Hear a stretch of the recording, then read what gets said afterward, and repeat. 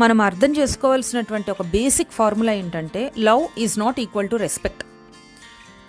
ఏంటి విచిత్రంగా చెప్తున్నారు అనిపించవచ్చు. అవును, నాకు ప్రేమ ఉంది కాబట్టే కదా నేను కొన్నిసార్లు ఆ చనువుతో మాట్లాడతాను, నా ఫ్యామిలీ అనుకున్నాను కదా నేను అందుకే అలా మాట్లాడుతున్నానని చెప్పచ్చు. Yeah, that's correct. కానీ మీరు ఏ రిలేషన్షిప్ అయినా సరే ఒకరిని ఇష్టపడితే అది వారికి ఇబ్బంది కలిగించేలాగా మీరు మాట్లాడకూడదు. వారికి ఇన్సల్ట్ కలిగించేలాగా, వాళ్ళకి డిస్కంఫర్ట్ వచ్చేలాగా మీరు మాట్లాడితే ఇంకా అందులో ఆ రిలేషన్షిప్కి అర్థమే లేదు. సో లవ్కి రెస్పెక్ట్కి చాలా తేడా ఉంది.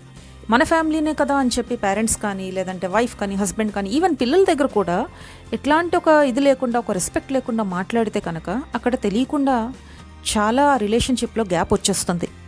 సో బేసిక్ రెస్పెక్ట్ అనేటువంటిది ఉండాలా. సో అందుకే అక్కడ ఏ ఇంట్లో అయితే ఆ బేసిక్ రెస్పెక్ట్ అనేటువంటిది ఉంటుందో, ఎస్పెషల్లీ 0 to 12 years మధ్యలో అక్కడ పిల్లలు కనుక అలాంటి ఆ వాతావరణంలో ఉంటే వాళ్ళు చాలా ఎమోషనల్గా సేఫ్గా ఫీల్ అవుతారు అండ్ ఎమోషనల్లీ చాలా స్ట్రాంగ్గా కూడా ఫీల్ అవుతారు.